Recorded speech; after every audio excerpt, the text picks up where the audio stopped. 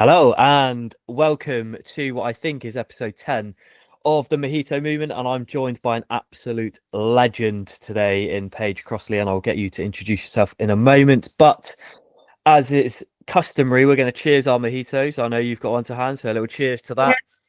I've just spilt mine, that's handy. And yeah, oh fuck me, making mojitos in a rush, that's the strongest one yet. I'll be shit faced by the end of this, so you're going to do all the talking. So this episode, I'm very excited for this episode because we're going to get into a lot of stuff that probably doesn't get enough airtime, in my opinion, and is incredibly important stuff. So before we dive into it, it's early in the morning. Forgive me for the lack of words there. That was terribly fucking put together. Before we dive head first in, is what we were trying to say. Introduce yourself. Tell everybody who you are and where they can find you. So I'm Paige. I'm a registered nutritionist and fitness coach, really focused on, yes, like fat loss, but also as well getting women to understand the cycles and make sure they're working with it.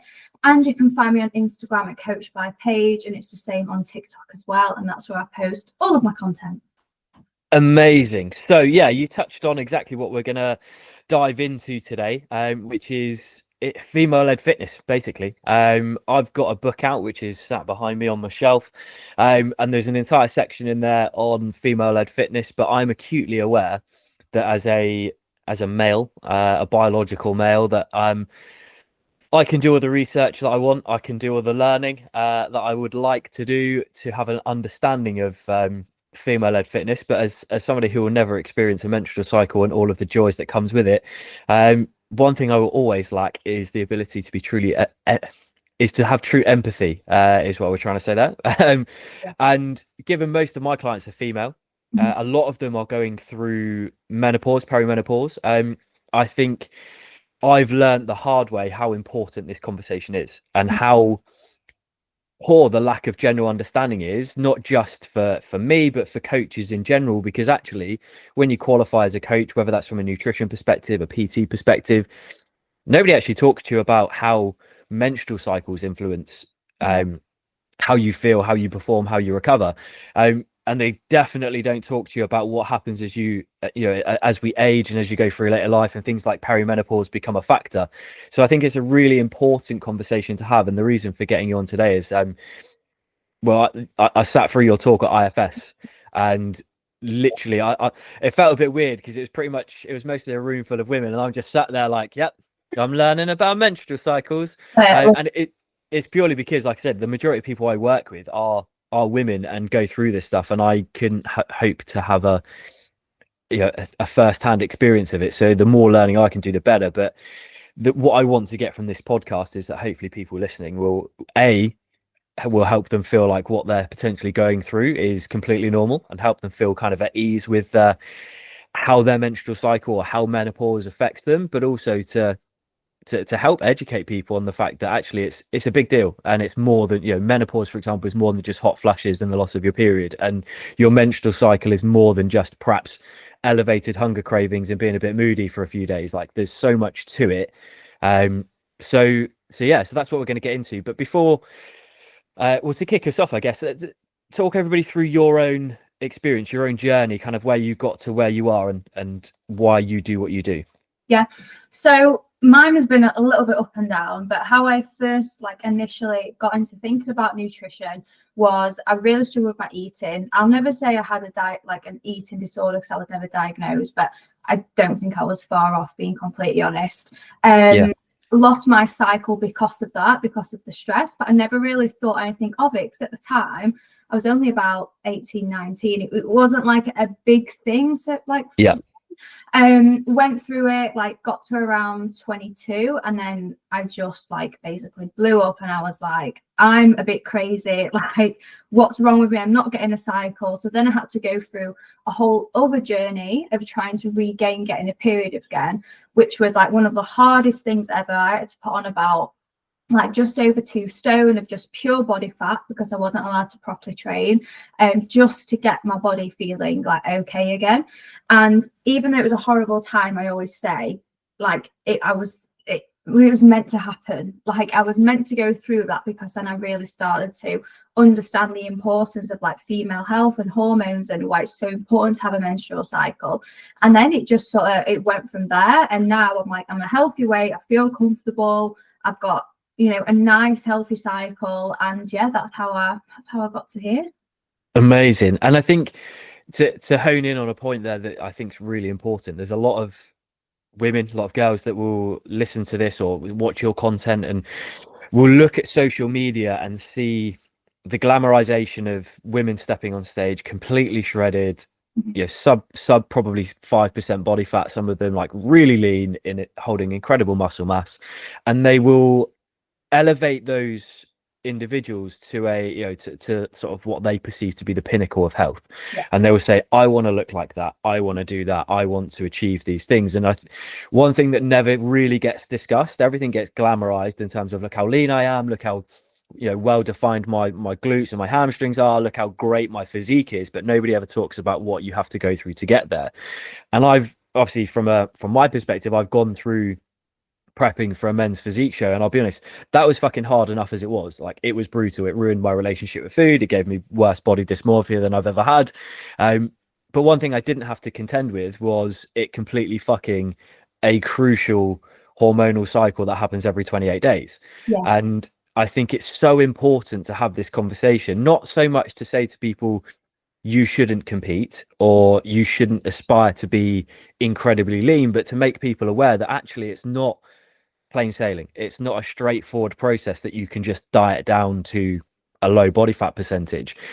There are going to be significant knock-on effects that you have to be aware of, because in my opinion, you need to know what you've got coming for you to decide whether it's right for you in the first place.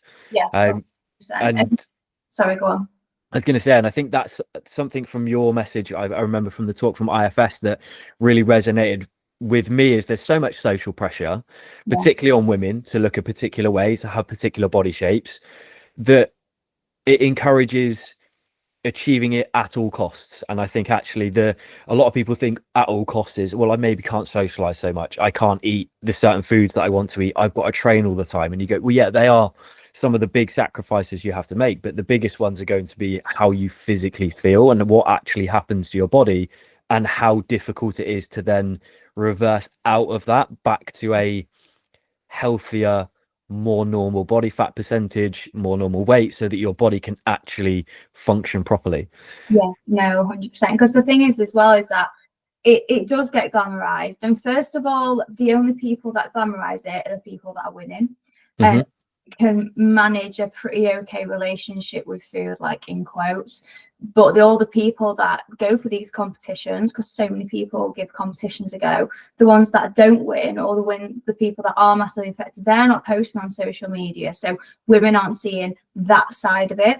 Yeah, super important. But when you were mentioning there about the impacts, it's dieting down to level, it's not just about not doing the socials, it's literally your whole health. And just like being cold all of the time, and I wasn't even prepping for a competition, but I just went crazy. Like, I completely ruined my relationship, I was freezing all the time, I was just so hyper focused on food all the time. On the outside, I looked better in quotes than what people might see how I look now, but I was the most like miserable person ever. My business wasn't as good as it was then, because I wasn't me. There was no, like, I was just like an empty shell. And I think that's really important to emphasize to women, is that it might look cool from the outside and you can pop a nice picture on Instagram, but in reality you'll be absolutely miserable. Yeah, 100%. And I think people overlook that in general. I get comments quite frequently about how I look from people on social media, and they're like, oh, take your top off, let's see your abs, like as though it's justification for my ability to coach. And I'm like, do you know what? I'd rather be a happy individual that's able to coach effectively than be a miserable cunt just so I can have abs, so that someone on the internet thinks that I know more than I do. Yeah, so and again, that I do genuinely believe that social pressure is even more intense if you are a woman, and the risks are significantly higher. So if we tackle initially sort of like menstrual cycles, then in terms of how that influences training, recovery, relationships with food, because I think it's a really important subject, because there may be some people listening to this who perhaps are still considering competing or dieting down and wanting to get in great shape, who are sitting there going, okay, so I might lose my period, big deal. Talk us through how menstrual cycles actually influence relationship with food, your dietary requirements, and also training and recovery, because again, I think when you start to understand the bigger picture, it becomes much easier to see that actually it's not just a case of, well, you might lose your cycle, no big deal. It's actually a massive integral part of how you physically feel, function, operate, and and then people start to realize actually it's more significant than just not getting a period. So talk us through that side of things. I know it's a big subject, but no, definitely. So obviously your cycle, and what's really important too is that it will change on an individual level on how everyone is affected. Like some people aren't really, I literally have clients where you wouldn't even know if they're on or not. They might be a tiny bit moody the day before, but that's it. Whereas obviously some girls are much more massively affected. So essentially a cycle on paper, it's a 28-day, but it can be anywhere between around 26 to 34 is like a healthy cycle.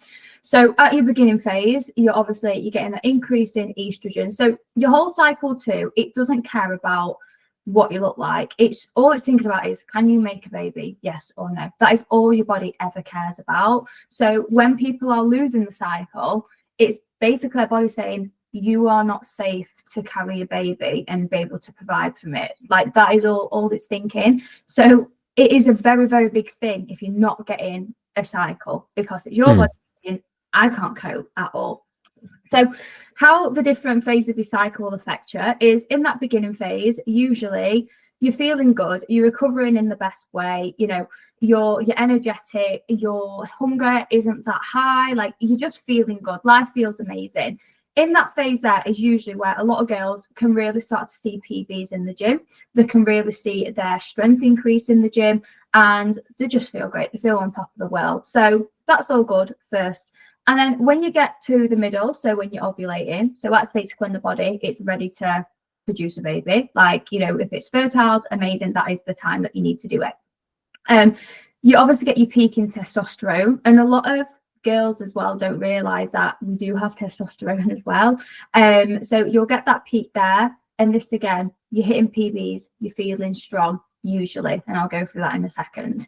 And then as we get into the second half of your cycle, this is when we can start to feel like energy is starting to get lower, we're not feeling the best, hunger can increase. So this phase here, when people are struggling with food relationships, or maybe they struggle with comfort eating and just the impacts on emotions with like carbs and stuff, this is usually the phase where they'll struggle, because what's happening here is because your hormones are dropping near the back end, your happy hormone also decreases. So when your estrogen hormone drops, your serotonin drops too. So your body's reaction is thinking, I need comfort. I need to be made to feel good at the moment. So it's the quickest way for your body to do that is through carbs, like the easiest and quickest way, which is why then people struggle with binging. They just need comfort. So again, if you don't understand that and you're not working with that, it's going to be a lot harder. So essentially that's how it can affect the food side. Yeah. Go on. I was going to say on that as well, I think something that a lot of people overlook, and correct me if I'm wrong on this, if I am, I've been saying the wrong thing for a long time, but when women are on their period as well, you're burning more calories at rest than you would normally, which is another reason why quite often women find it much harder when they're dieting during the time of their period and they crave more food. It's because actually they do need to increase their calories at that point to offset the increase in what they're expending. So if somebody's trying to adhere to a calorie deficit, their deficit is actually going to be larger for the week of their period than they realize, which is why it typically feels much harder. The trouble is because you've got all of the other impacts that happen from those hormonal changes in terms of how you view your body image, your general mood, your tolerance, and all these other levels. If they're being slightly exacerbated by under eating calories, which makes us feel shit anyway, a lot of women then end up falling into the trap of comfort eating to get that serotonin, that dopamine boost, so they feel a bit better, but then they have that battle of feeling guilty for doing so. And again, I think helping women to understand that actually eating more calories for the week or the few days of your period is actually quite essential to just help you feel more normal, and you're not going to undo your hard work, because actually you're burning more calories than you realize at that point anyway. Yeah, definitely. And usually the calorie increases like just before you come on. So in really like late luteal phase, coming into like day 1 or 2 of like the actual bleed. So yeah, like you said, some women can like take the hit, like they don't really feel it. But a lot of women, they can feel the increase. But again, what becomes really hard for women is it'll increase by around like anywhere between 50 to like 200 calories, increase in metabolic rate, but it feels so much more because the emotional side taking over too. So it's like a double whammy. And then, as you mentioned, then you feel guilty, your emotions aren't feeling great anyway, your body image is not feeling great because you're holding water and you feel puffy, you're just saying I'm an absolute mess, and then self-sabotage, and it just becomes that constant cycle, and you just don't know what's wrong with you. It's like, it's baffling. But when we talk about the cycle too, it's important as well. Obviously, I've said everyone's different, but it can also be very different on where in your cycle you are and how you're affected. So I'm just going to use like me for an example. For me, I'm not actually too bad just before I come on. I am actually worse just around ovulation. So that therefore means, to me personally, my body doesn't respond nicely to like that peak in testosterone. And that's important too for women to understand. Everyone's different. You might be fine when you're due on, so don't go into there thinking you are going to not feel 100%. So that is why I say make sure you track your cycle to just sort of see how you individually sort of respond to it. But even on like training side, so coming back to like, people getting really lean and losing the cycles, you need estrogen. So if you don't have your cycle, your estrogen will be low. You need a decent amount of estrogen to be able to effectively build muscle tissue as optimally as possible. So you need to have that cycle, even if your big focus is physique, because you need it to build as much muscle mass as possible, which I think a lot of people also forget as well. Yeah, definitely. And again, I think this is part of the problem with the glamorization of physique competitors, is across both male and female competitors, there is a reluctance for people to admit when they're taking anabolic assistance, when they're on steroids. And a lot of people just seem to think that it's only guys that take steroids to get jacked, and that a lot of these female competitors must be completely natural. And the reality is that the majority of them aren't. So again, honing into the point that you made there, if you're not getting your cycle, so therefore your body's not producing the natural hormones that it needs to help facilitate muscle growth, the reason why these women are able to step on stage at sub 5% body fat holding incredible muscle mass is because the majority of them are also juicing. And it's, people just assume that they're not, and it's like, that's the lengths that you have to go to. If your body isn't producing what it needs to and you want to look that way, your only option really is to anabolically assist yourself. And as someone who's not an advocate for going down that route, again, I think the fact that it isn't spoken about is very disingenuous. It leads to everyday people aspiring to look a way that they could never achieve, because what they end up doing is training really hard, dieting really aggressively, losing their cycle, and then finding it even harder to get the results that they're after. And they just end up self-reflecting and going, well, it must be me that's the problem, because this person over here on social media, they're smashing it. What are they doing different? And it's like, well, check their current stack for a start. Well, you never know. Like, there's so much that goes on like behind closed doors and stuff. And most, like you said, most women who are stepping on stage and look amazing or like absolutely, massive, some of them are taking assistance. Don't get me wrong, like a lot of like say bikini competitors, particularly when they first get into it, won't. But when you start to really rack up the levels, you sort of have to, because naturally as women we don't produce enough testosterone to become huge. Like, it's so hard to build muscle as a woman. So yeah, it's but you wouldn't know that if you're not into like the the fitness industry. You wouldn't understand that that's the thing, because all they want to do is win. So of course they're going to do that. It's a sport to them. It's not just lifestyle, it's a sport. For a lot of them it's their whole life. So it's two completely different lives, you know, someone down the road wanting to tone up and then, you know, big competitor. Yeah, 100%. Completely agree. And again, it's that fine line that needs to be trod with the likes of social media in terms of, yes, take inspiration from people. Mhm. There's nothing wrong with that. If you find it motivating to follow people who you can aspire to, you know, to achieve similar goals, absolutely. But don't kind of hang your hat on doing, you know, trying to live a life that isn't dedicated to training and living like a competitive athlete, and if that's not for you.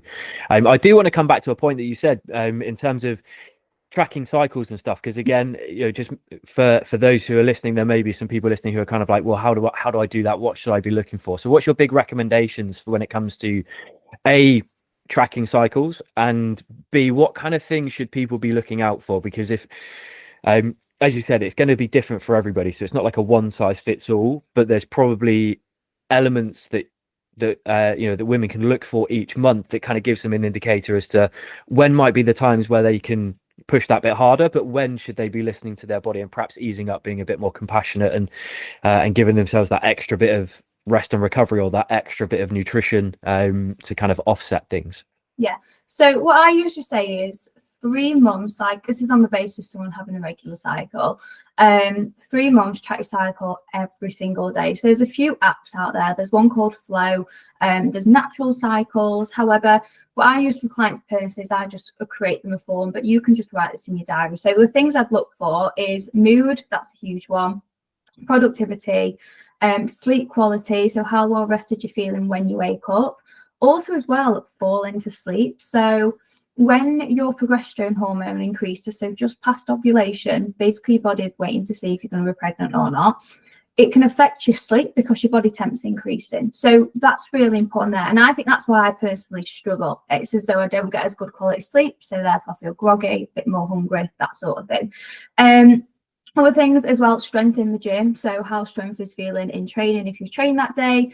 Your libido, that's a huge one. And again, these are all taboo subjects, particularly with like women. Like we don't talk about libido, we don't talk about discharge, all those things there. It's like, oh my God, what do you mean? Then you have to shout at everyone, but just write it, because then you can see, oh, I'm ovulating, oh, like I'm probably going to be due on soon.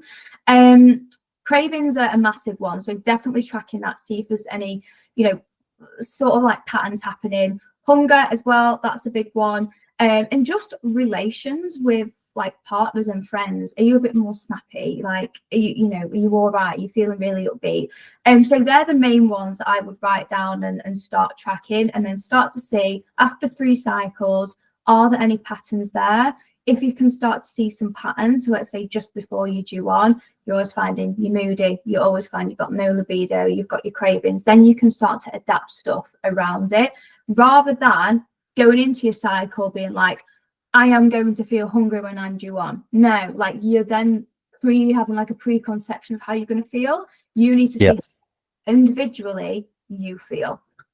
So that's what I'd say there. What was the second bit you wanted me to run over?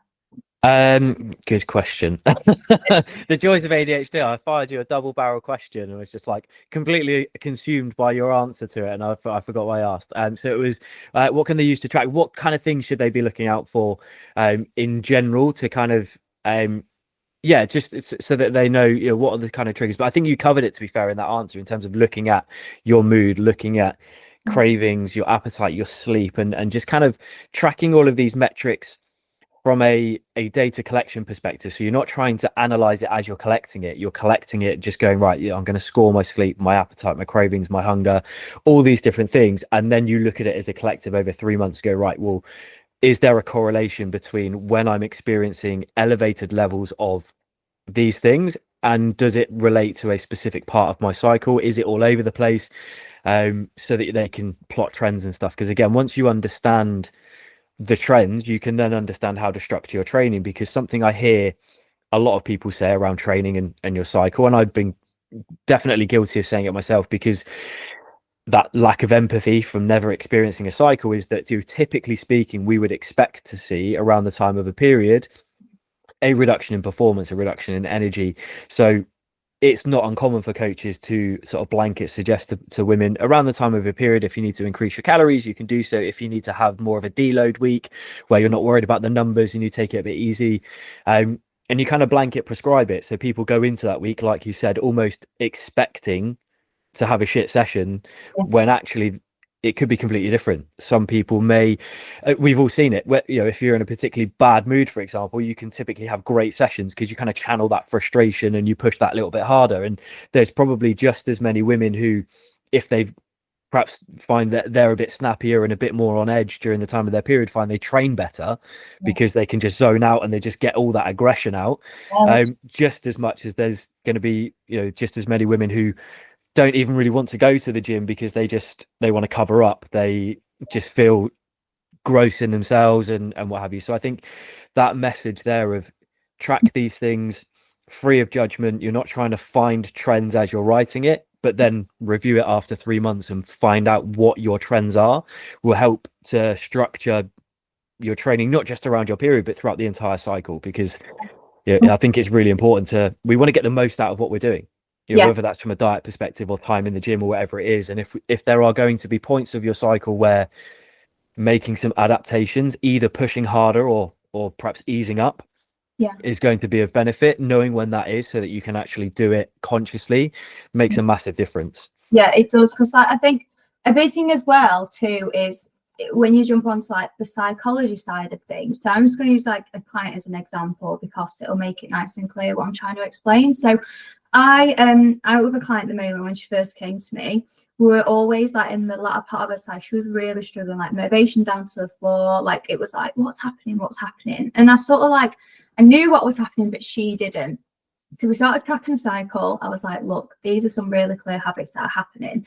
However, fast forward, she's now in her luteal phase and she's smashing training. She's fine with her nutrition. She's feeling great because I've now been able to say to her, look, you can now identify, is this me or is it just my hormones? And then you can like, no, this is my emotional side of my brain trying to take hold of me. So I need to understand that, give myself a bit of slack, but not think, oh, what a period, doesn't matter. Like, you know, I'm due on. That's why you have to make sure you're just like not completely throwing everything out of the window. So for her, I might say, you know, you're not feeling great, but instead of thinking, oh, like whatever, go into the gym, set your time for 30 minutes. I just want to do 30 minutes, that's it. Most of the time when she's in there, endorphins are going, she ends up doing the full session instead of just thinking, oh, I'm not feeling great, so therefore I don't go to the gym. And that's huge because now she's so much more consistent, but she's still understanding the cycle.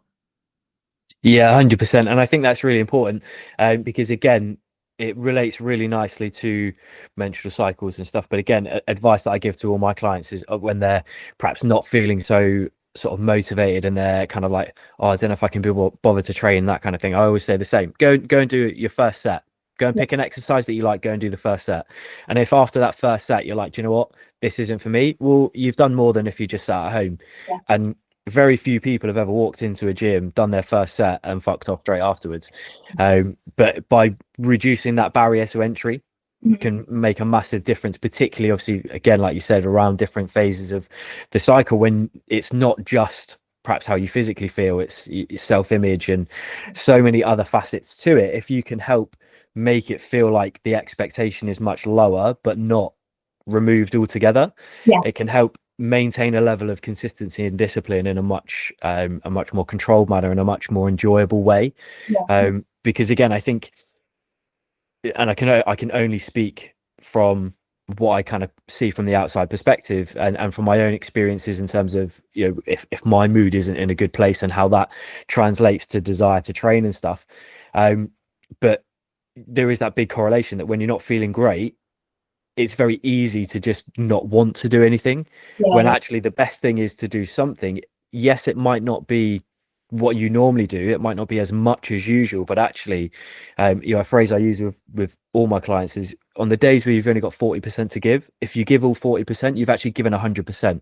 Just because it's less than usual, if it's everything you could have given, that's the most important thing. And I think sometimes helping women when they are in certain stages of their period and their body is making them feel a particular way and everything feels much more difficult, helping them to recognize that actually anything that you do at that stage is a benefit. even 100%. if it's not what you normally do. That's it shouldn't be looked down on, because I think as humans we're hardwired to beat ourselves up for actually doing quite a lot and making ourselves feel like it's not enough.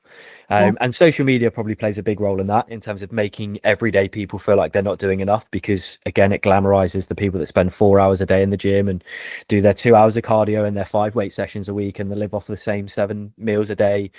And anyone that's not doing that goes, oh, maybe I just don't want it enough. And you go, well, That's maybe such you do want it enough, but maybe you don't want to live a life that you fucking hate.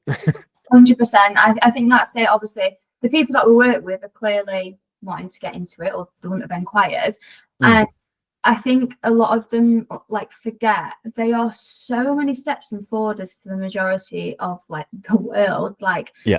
There's issues with people not training, not eating properly. So the fact that these people are even trying to make a change and maybe going to the gym twice a week, that is amazing. Like, so most people will never step foot into a gym, but when you get in the midst of it, then you start following more accounts where they're doing 100 different things a day. Then they start to feel, oh, like I should be like them. And it's like, no, you're actually really far in front of a lot of people, but you're just in the big people on your phone. Yeah, 100%, completely agree. And again, I think it's that managing expectations again, because the top 1% get glamorized and everything else doesn't. Like the way that I work, and they're probably very similar to how you work, in terms of helping everyday people achieve great results without having to live like they're a fucking competitive athlete. Well, my approach sounds really unsexy. So it's much easier for somebody to go, oh yeah, if you just adhere to this elimination diet and you do this really extreme training routine, you're going to get these results in this time. And they go, oh, that sounds great, I'm going to do it. Yeah. What they don't tell you is that you feel like a bag of shit when you're doing it. Whereas if you try and help people to just change their life at a pace that they can actually stick to, they go, oh, it sounds a bit boring. And you go, well, yeah, but that's kind of what you want. You want to just be ticking boxes with consistency in a life you can enjoy, rather than trying to create this environment that you could never adhere to long term. From that perspective. So I think that's really important. One of the questions that I want to ask, and you touched upon it earlier, is there's obviously so many misconceptions, so many myths, so many just inaccurate statements that go around when it comes to women and their cycles. And we know obviously when women are due on in the first few days of their period, they will be holding more water and what have you. Something I hear all the time, and I know you're gonna say exactly why this is wrong, is that a lot of women feel like when they're due on their period that they shouldn't be eating things like carbs, because they already have enough water retention as it is due to their period and what have you. But I want to know, firstly, I want you to break down that myth, because we know it's not true. And actually, at points in your cycle, an increase in carb intake is going to be so beneficial to how people feel, how they perform, how they recover. So yeah, give us a bit of sort of meat on the bones for that. But also, what are like your biggest menstrual cycle myths that you hate hearing, that just every time somebody says it, you just want to be like, fuck off, you prick? What a mood. So coming on to the carb one to start off with, do you know what? I've not actually heard of that before. So that is a new one to me, but it makes sense why people would say it. So yeah, you are holding more water when you're at that part of your cycle. And the reason being is it's an inflammatory response. And when we are inflamed, same thing like when someone's ill, you're holding more water. And then obviously carbs, when you eat a carbohydrate, that comes with more water. But you need them carbohydrates for more energy, because your body is burning more, as you know, what we've already spoke about. It needs the carbs to feel good. And also too, if you just completely restrict carbs, if you're already feeling low, you need that dopamine hit, what you're going to reach out for carbs, but they're probably not going to be a slice of sourdough, it's probably going to be an ice cream. So that would be like one of the worst times to take away carbohydrates. And again, it probably comes to obviously old myths about carbs are bad. And I feel like even though I think a lot more people are understanding carbs are not bad, it's like still sort of like in the back of the head sometimes. And when they're not feeling great, they go back to those old thoughts. So yeah, definitely do not want to be avoiding carbs, at that part of your cycle. You've got to give yourself compassion at the end of the day. You've got to keep yourself fueled. So yeah, definitely please don't take away carbs there. Going on to myths. So I think a massive myth at the moment is, number one, the training. I know we've mentioned, but people proactively telling girls you should not be training hard in your luteal phase because it's going to cause you to be completely inflamed and cause your cortisol levels to go high. It is the biggest load of crap ever to give to like every single person. It's just scaremongering. And again, most of the time it's because they're trying to like bring people in to then buy something off them because as you said, it sounds fun, it's sexy, it's new. There's no research saying that you have to completely change training. Like I see it where it's like week 1 I do this style of training, week 2 I do this style, week 3 I do this, and I'm like, what? Like if your goal is to build muscle tissue, you need to be consistent with your training style. Don't get me wrong, like I don't want this to sound like I'm saying anything bad about. If you genuinely love doing that style of training, go and do it. I don't care what training someone's doing. If they love it, you're having a fabulous time, change your training every week, I'm not bothered. Yeah. But I think it's when it's getting pushed onto every single woman, you have to change it different parts of your cycle, then it's like, no, like let's not throw the information out. Again, on the flip side, that works for some people. So they may find they are really affected around, you know, time of the month. They might have endo where they're really inflamed, or they might have PCOS where they find they get, you know, a lot of inflammation there. So yeah, not going hell for leather in the gym is probably going to help bring down that inflammation that they will get. But not every single person needs to do that. I'd say like that's my biggest one at the moment. Yeah. Yeah, I love that, and I completely agree. I think quite often there will be approaches that are 100% accurate for very small subsets of people, which then get presented as this applies to everybody, Yeah. and actually does more harm than good. And again, the points that you made about training, I think something that's overlooked by pretty much everybody, unless there is a specific performance or aesthetic goal that predetermines the nature of your training. The foundation of everybody's training should be enjoyment. So if somebody to go to the gym each week and actually enjoy what they're doing and be fitter and happier and healthier, they need lots of constant change. Well, that person probably should have a different approach that they take each week. The caveat to that being that if they are trying to change their physique and build muscle, the more optimum approach to that would be consistency. You look at anyone that's ever achieved anything in life, it's through doing the same action a million times with a fractional percentage improvement time and time again. You look at any sports person that's reached the top of their game, how did they get there? Well, they just repetitively practice the same thing, making minor adjustments. They didn't just do it once and go, right, now next time I'm going to do it completely differently, and then the next time completely differently, and what have you. So it's difficult to tread that fine line. But again, if you are just training for general well-being, to feel good, to look a bit better and have more confidence, structuring your training in a way that you enjoy will make it far easier to stick to. And again, when you if we relate it back to women specifically, when you have that decent baseline understanding of what your cycle looks like and how you're going to feel at different points, being able to adjust your approach to reflect that is only going to make it easier to stick to.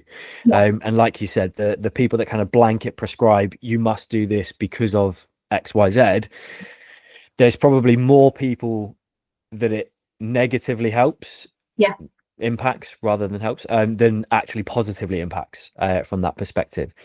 I do want to talk about a couple of things that you mentioned there before we kind of get into like the menopause piece that I want to go into. But I think a nice sort of transition is, we've spoken about menstrual cycles, we've spoken about how it influences, how it impacts, how to navigate it. But with women, there are certain situations, certain circumstances that can make even what we've spoken about even more difficult. Things like PCOS, things like endometriosis. So just talk us through sort of how some of these conditions can impact, what certain things to look out for, and how you would help somebody perhaps to navigate those situations and still make progress. Because I know so many women come to me and work with me who have got endometriosis or PCOS, who have got to a point where they feel like they're beyond help. And obviously the principles behind, say, fat loss, if that's your goal, they don't work outside of, you know, PCOS doesn't work outside of a calorie deficit. It just influences and impacts what you burn at rest, how you feel at different stages. So you may need a longer term, slower approach and a different management of your perception of what progress is. But for a lot of women, when they have conditions like this, they almost feel like it's you know, it's a prison sentence. That's it. Then my goals are gone. I can't achieve it because they almost feel like it defines them, because A, there's not much information out there, and B, they feel that, you know, the way that they feel changes so much, potentially day to day, that it becomes almost impossible to find what works for them, because again, most professionals out there have a bit of a blanket approach of do this diet, train this way, and get these results. And when you don't fit in that box, you're, as an individual, made to feel like you're the problem rather than that the approach wasn't correct. So talk us through how it affects and what advice you give. So I'll do PCOS and then I'll do endometriosis, just so it's nice and clear. So PCOS, this is a very, very common one. I get a lot of girls coming through the door with PCOS, and the most like known symptoms usually, in order to get diagnosed from the NHS, you need to have real high testosterone, you need to have cysts on your ovaries, and what's the third one? Testosterone, ovaries. I've gone blank. It was literally in my head. Irregular periods. That's it. You need 2 out of 3 of those to be diagnosed with it. However, the deeper things that they'll suffer with is like excess hair growth, and that will largely come from like the high testosterone. Struggles to lose weight. So this is a really big one that a lot of girls struggle with this. They hold a lot of excess body fat on their stomach, which obviously as women, that is something that a lot of women do hyper focus on, so it makes it even harder for them. Really low energy levels, struggle to go to sleep, but never just get a good night's sleep. Acne can be a huge one. So with PCOS, yes, like calorie deficit, you can't argue with the science of a calorie deficit. It is calories in, calories out. However, because most girls with PCOS struggle with insulin resistance, that therefore means that their cells are not taking in sugar as effectively from the bloodstream. So when they're eating carbs, sugar gets broken down into the bloodstream, cells aren't being able to take it up. So therefore it's building up in that bloodstream. So first of all, they've got hardly any energy because the cells aren't getting any sugar for energy.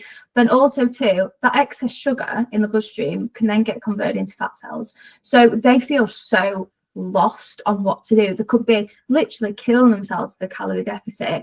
But in order for that calorie deficit to work, they have to make sure they're working on the types of carbs. So they need slow releasing carbs, amount of carbs as well. I'll be completely honest with you. Sometimes people with PCOS do need a slightly lower carb diet, or at least utilizing carbs around movement a lot more because it's easier for the body. Anti-inflammatory foods, like having a big basis on more whole foods because they can struggle with inflammation a lot. So with PCOS, it has to be a complete lifestyle balance. But what I like to emphasize, and you did touch on it, is I say to girls, like, you have PCOS, you are not PCOS, because they will just feel this is the whole personality now, not in a negative way, but it's because it's so hard to live with that. Yeah. But it's about making sure, no, it was a bit of a situation for you, but this is what we need to do. You are still that individual too. So that's one side. Obviously, the irregular cycles, that comes from obviously the testosterone, insulin resistance. So you need to get hold of that to then get the regular cycles again. Coming on to endometriosis, there's not as much research behind it, sadly. There's still not a lot for PCOS, but there's not as much of endo. But a big thing with endo is definitely anti-inflammatory, like sort of approach with food.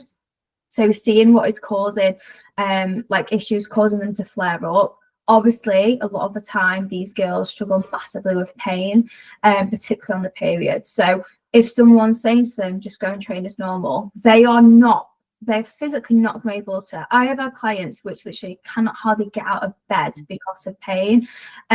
So yes, you have to adapt things for those. Yes, probably forward you on, bring training down a little bit. So there's as little inflammation as possible, because they are going to inflame, because the endo, that's it causes it.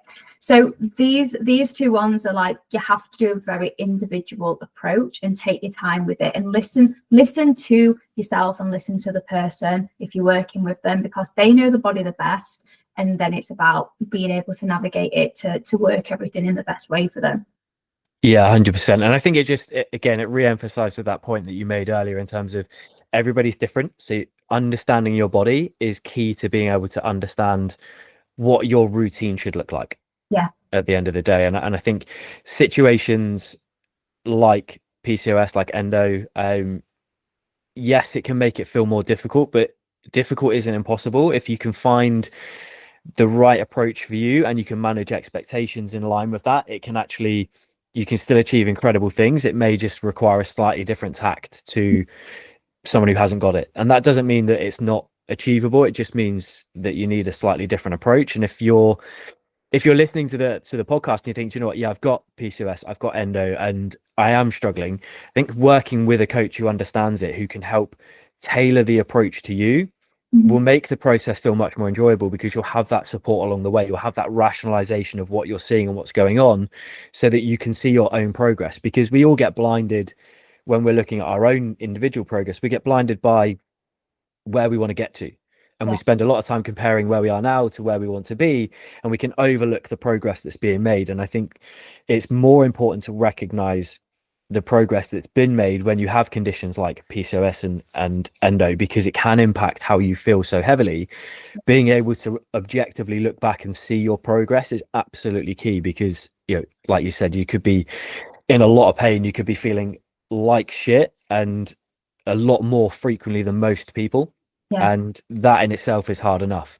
Which I think brings us nicely onto menopause, perimenopause, and the joys that are that just highlight the fact that life just really isn't fair if you're a woman. Ultimately, us guys get a relatively easy run of things, in that once we've kind of gone through puberty, we've got pretty steady hormonal production until we're in later life, and even then it only very gradually slows down, and we can still achieve great things. But if you're a woman and you've managed to avoid having endometriosis, PCOS, you've had pretty decent and kind regular cycles for the entirety of your life, you may be thinking you're absolutely smashing it. You've been able to remain in great shape. And then you get to maybe late 30s, early 40s, or sort of your mid to late 40s. And suddenly, even for those who have been navigating life somewhat seamlessly, it can all change in an instant. And perimenopause and the menopause can hit. Now, again, I've spoken about it loads on social media. We did a great collaborative post recently as well, but I know a lot of women listening to this will be like, great, another guy about to mansplain about the menopause. So I'm going to shut up. I'm going to hand over to you. Talk us through what it is, how it affects people, and what they can do, because the amount of women I've helped who felt completely helpless, who still made great progress, is there's so many of them, but the majority of women, when they're going through it, feel like they feel like it's that prison sentence. That's it. I've hit a certain age. I'm destined to just gain weight. Over to you. If obviously the menopause, obviously you got your perimenopause beforehand, and with that, it can be hard as well, because people think, when they think of menopause, they think like 50, 60. This actually happen when you like in your 30s, and it's like, oh my gosh, like it's happening, like, you know. So obviously you've got the main ones, you know, your cycles, they all start to become irregular, you know, as you mentioned before, the hot flushes, all the sort of fun things there, your mood, they all start to get affected. And I think as well, when you start having your irregular cycles, then you don't really know where you are, then all of a sudden you're moody, and then your sleep's getting affected. So, and as we know, when your sleep's not in the best place, your hunger hormone increases, it all becomes dysregulated, so therefore you want to comfort eat more. So you've got all of that going on, and probably by that age, you know, for the majority, they've got a husband, they've got kids to look after, they've got life, they've got probably a high pressure career by that sort of age. So you've got all those other things as well affecting it, without anyone actually understanding what you're going through. So you've got that, and obviously you get to menopause, you know, periods have completely stopped. But I think a big one that I don't think gets spoken about enough with like menopause is, first of all, we talk about weight gain, and a lot of women will say, you know, ever since I've, you know, hit perimenopause or menopause, the weight has just flew on. And a lot of the time it is down to lifestyle. It can be hard to understand that because you think, no, I've just got to this age and it started piling on. But in reality, let's say you've worked up the ladder in your job, you're not moving as much, you're sat down, you're the boss now, so everyone's running around after you. Your kids maybe have started growing up, so you're not running around the house looking after them, so you're not getting your steps there. You're drinking more wine, you've got more money, so you're going out to eat more, you're having your fancy dinners. And even if not much else has changed, a lot of your lifestyle has, so you're not burning as many calories, but then you're open to more new, food, which is calorie dense. You've got more money, you're living your life basically, you're going on more holidays and stuff. So it can make people feel very, very stuck. But I think another thing that doesn't get spoken about enough is how important the weight training side is when you're into that stage of your life. So when you enter menopause, your estrogen drops. So first of all, estrogen can also impact where you hold body fat. So that is why a lot of people, when they get to age, they hold it more on the stomach. And I think, what's happening? This has never happened. You've got that drop in estrogen, so that can cause you to hold it more there. Alongside mood, so why people who don't have a cycle are usually moody as hell, like what I was, because your estrogen's lacking. So that impacts stuff. But coming back onto the training, your estrogen, when it is low, you are more prone to obviously osteoporosis and issues there, and that doesn't get spoken about. I think again on that point with menopause in particular, is it accelerates the rate of sarcopenia, so muscle loss. Now, the more muscle you hold, obviously, the more calories you burn at rest, which is, again, another factor for a lot of women. If you haven't ever necessarily resistance trained, but you've always had a relatively good physique, if you then enter a period of your life where you are losing muscle at a quicker rate than you ever have, and you have a relatively low protein diet, you don't resistance train, you're just going to not necessarily notice that it's happening, but you will experience a much greater difficulty in preventing gaining body fat. And it's one of those reasons why women go, oh, my lifestyle hasn't changed, my diet hasn't really changed, but my body's changed so much. And it's like you said, when the estrogen drops and you're then therefore accelerating the rate in which your body is burning through muscle, if you're not putting steps in place to offset that, you're putting yourself in a position where it's going to feel impossible, and you will feel like you haven't changed anything and your body's changed dramatically. And sometimes the simplest step that you can put in, or two steps that you can put in place if you're going through menopause, is to begin lifting some weights. And this isn't suggesting that you need to go in and try and become a physique athlete and get into like massive strength training and try and do powerlifting and stuff, but begin lifting some weights, increase your protein intake, and those two things alone can help offset some of the hidden symptoms of menopause that, again, don't get spoken about. Because you go to the doctor, and so many of my clients have said this, where they've gone and they said, I think I'm perimenopausal, I think I'm going through menopause, and the doctors go, have you lost your period yet? And they go, well, no, it's become irregular. And they go, come back when you've lost it. Or they go, are you experiencing hot flashes? Well, no. Oh, you haven't got menopause then.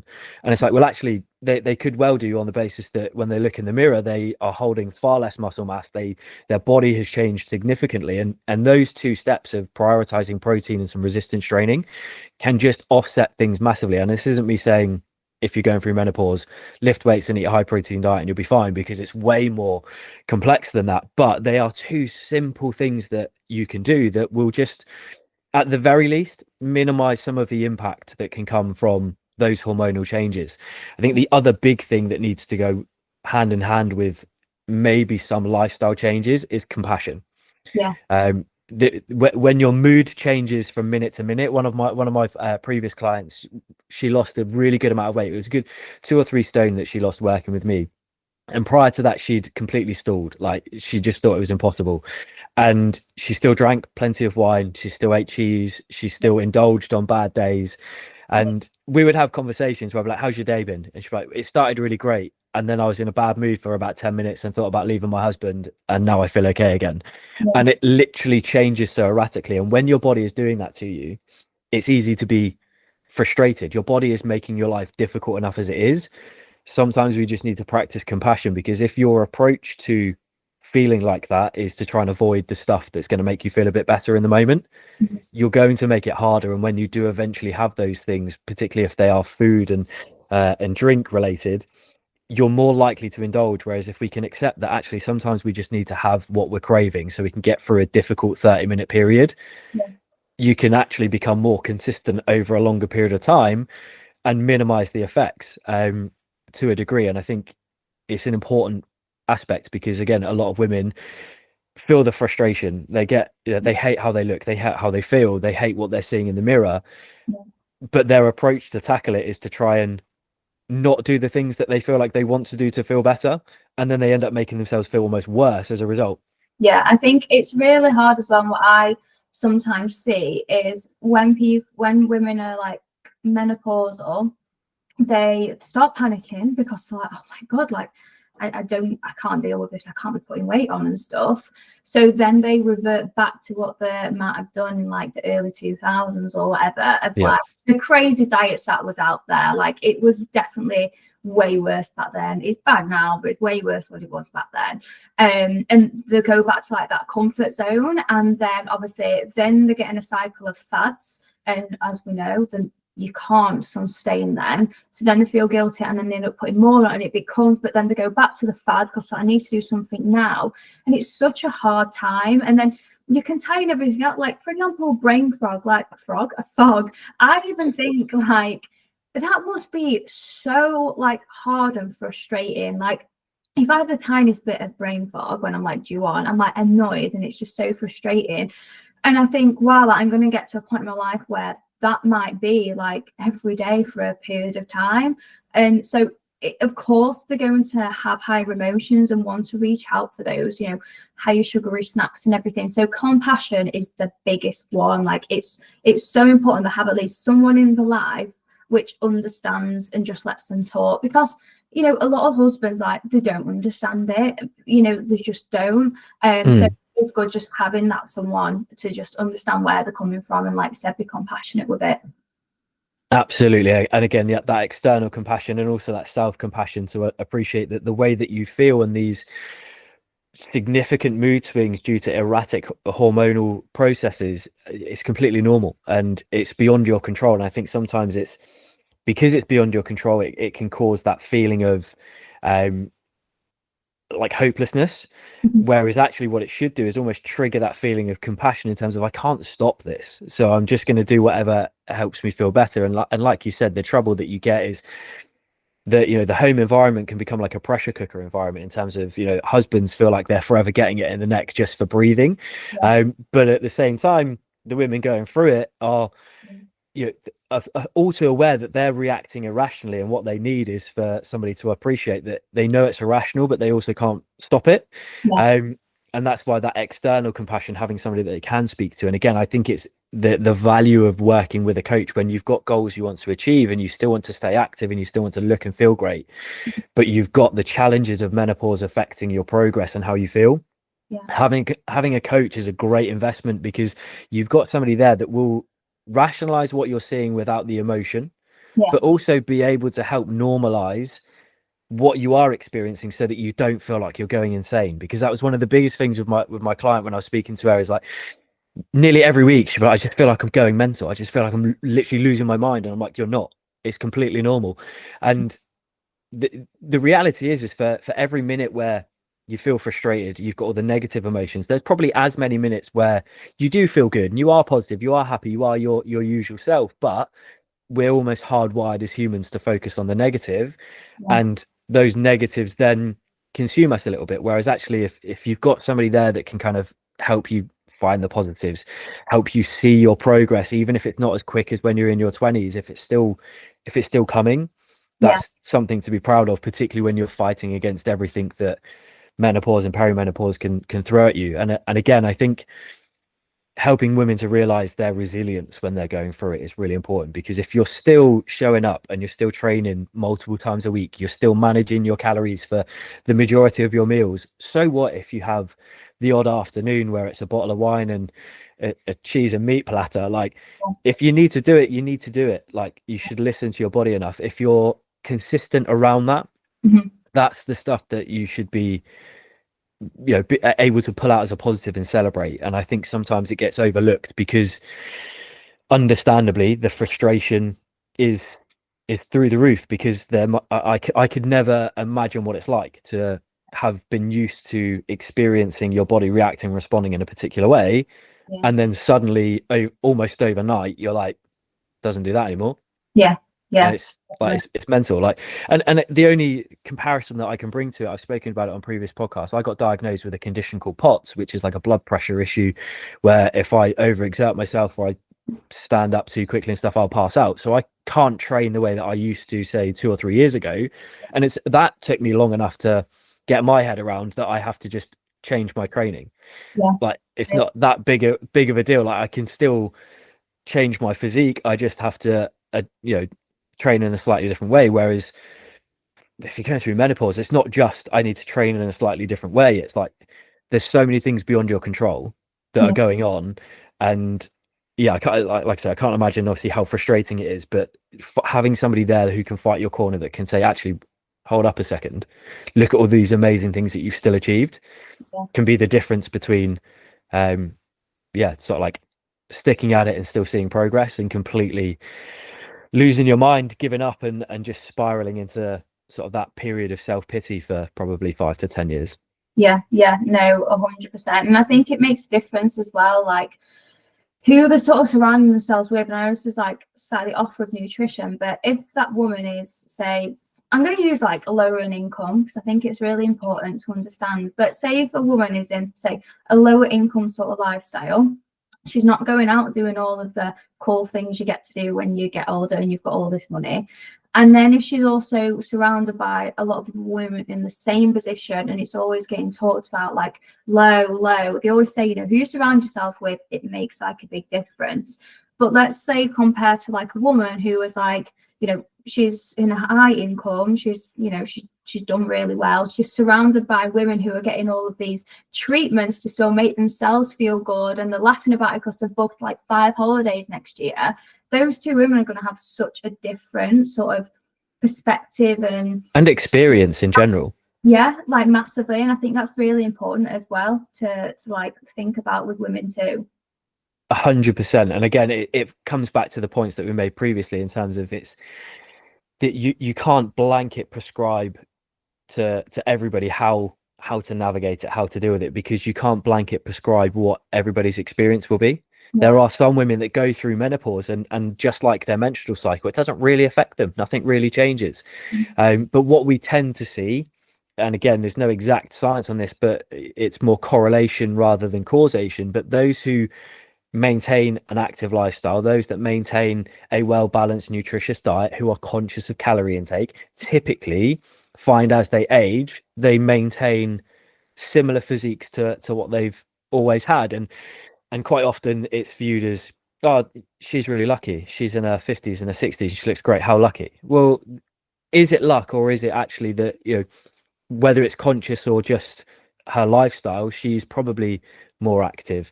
Like you said, takes more time for herself to do things that make her feel good, spends more time doing things that put a smile on her face, eats well, prioritizes movement. And I think whilst we can't, I was going to say, whilst we can't like blanket prescribe approaches to people, I think just being conscious of those key things. Do something every day that makes you feel good. Doesn't matter whether it's 5 minutes drinking a coffee, like to yourself, listening to your favorite song. Like, do one thing every day that you can go, that made me feel good. Prioritize good nutrition, like try and get protein, some whole food, and just like eat well, plenty of fruit and veg, and try and move. Like, if you can do those 3 things, I think it can really, really help. Yeah, huge, massively. It's a fun time. It is, and again, it's like I can't imagine what it's like to go through. Like, I feel like it's hard enough just getting older as it is. Like, I'll be 37 this year, and I'm like, oh, that's fucking gross. But like, if I had like the fucking specter of menopause looming over my shoulder, I think it'd be even more daunting. So I can't imagine how difficult it is. But hopefully this episode has kind of helped to normalize some things, help people realize that there isn't something wrong with you. It's completely normal, it's completely natural, and you're not alone in this. And even if people listen to this feel like they're not getting the help and support of their doctor, there are people out there like yourself who do understand this stuff and can help help you make changes that will just help you feel a bit better, Yeah. if nothing else. And that's, you know, that's the key thing. So I think it's a really good place to kind of round off. Yeah. For today. I'm so glad that we got you on. I think it's been amazing. Hopefully it will help a load of people. Oh, But before we disappear again, just give a quick snapshot of who you are, where people can find you. I mean, you've got fuckloads more followers than I do, so I imagine people probably know where you are, but in case they don't, no. give a little a No. little bit. So on Instagram, coached by Paige with an underscore, and then on TikTok, that's the same, coached by Paige with an underscore, and that's where you can find me. Excellent. Well, it's been an absolute pleasure. No, I've loved it. I'm sure we'll get you on again, and we'll go balls deep into this even more, because we could probably talk for another 2 or 3 hours, I expect. But thank you so much for coming on. Thanks to everyone that's been listening, and we will see you on the next one. Amazing.